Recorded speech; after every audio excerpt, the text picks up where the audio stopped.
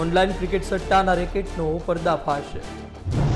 Dubai સુધી લંબાયા તાર, 3 બુકીએ ખોલ્યા રાઝ। ગુજરાતના લોકો સટ્ટાથી પરિચિત છે। આઈપીએલમાં તો જાણે ત્યોહાર હોય એટલી માત્રામાં સટ્ટો રમાય છે। ફક્ત સટ્ટો રમાડનારની સંખ્યા મોટી નથી, તેનાથી કેટલોય મોટો આંક સટ્ટો રમનાર વ્યક્તિનો છે અને તેના કારણે તો તેમનો ધંધો ચાલે છે। આ તમામ વાત વચ્ચે રાજકોટ ક્રાઇમ બ્રાન્ચે રેડ પાડી છે। 3 બુકીઓને પણ પકડી લીધા છે। ત્યારે શું છે બધું માહિતી જોઈશું આજની ક્રાઇમ સ્ટોરીમાં। આપ જોઈ રહ્યા છો ગુજરાત તક, આપની સાથે હું છું ધાર્મિક વાળા। ગુજરાતમાં વધતા સટ્ટાના નેટવર્ક સામે પોલીસે લાલાખ કરી છે। રાજકોટ ક્રાઇમ બ્રાન્ચે 3 જગ્યા પર રેડ કરી અને 3 બુકીઓની ધરપકડ કરી છે।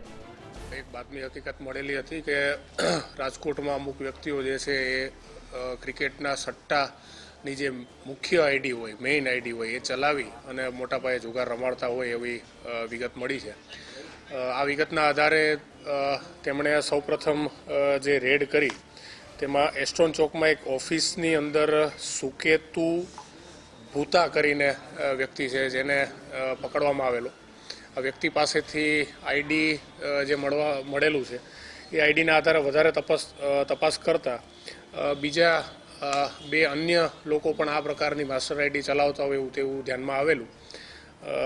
આ બીજી જે પણ બાતમી આગળ મળેલી એના આધારે પણ આગળ 2 અન્ય જગ્યાએ, એક હનુમાન મઢી નજીક અને એક નવાગામ, આ 2 વિસ્તારમાં રેડ કરવામાં આવી અને બીજા 2 વ્યક્તિઓ નિશાંત પોપટ, નિશાંત ચગ અને ભાવેશ ખખર, આ 2 વ્યક્તિઓને અટક કરવામાં આવેલા।